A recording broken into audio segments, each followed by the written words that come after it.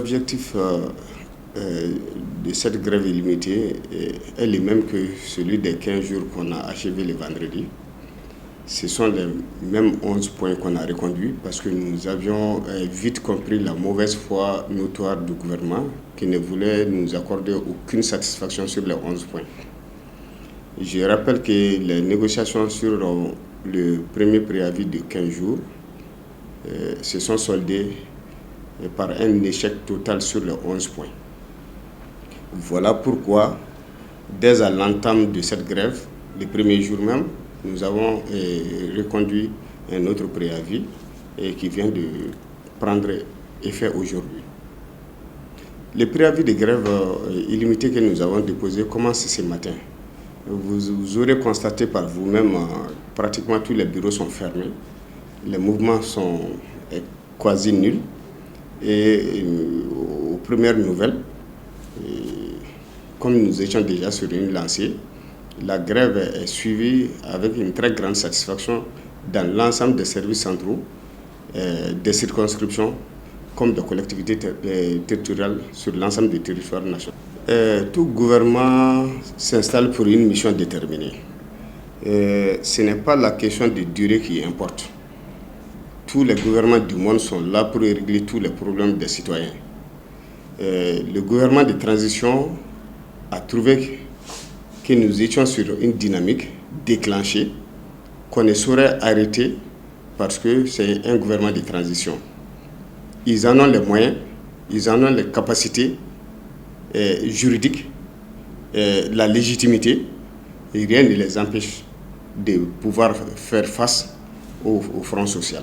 Aux dernières négociations du vendredi passé, sur les 11 points, il y a eu une petite avancée, 2 points d'accord, mais sur des questions purement techniques, 2 points d'accord partiels, sur des questions aussi administratives qui pouvaient être réglées à main levée, et 7 points de désaccord. Sur 7 points, et tous relatifs à la question financière. Je voudrais simplement dire à ceux qui nous écoutent ou nous regardent que ce n'est pas à quelqu'un qui se porte bien de dire à un malade quand est-ce qu'il faut prendre ou pas ses médicaments ou quand est-ce qu'il faut aller voir le médecin ou pas. C'est nous qui savons ce que nous endurons. C'est nous qui savons ce dont nous souffrons et c'est nous qui savons à quel moment nous devrons nous lever pour chercher la solution ou mourir. C'est exactement le cas. Nous l'avons commencé avant le coup d'État. Nous l'achèverons, coup d'État ou pas. Nous l'achèverons. Nous voulons donc demander la bonne compréhension de l'ensemble des Maliens. C'est un corps qui ne parle pas, qui est en devoir de réserve, donc qui a toujours enduré. Si ce n'est maintenant, personne ne savait qu'il y a eu 33 morts dans nos rangs. Si ce n'est maintenant, personne ne savait que nous étions dans des conditions infrahumaines.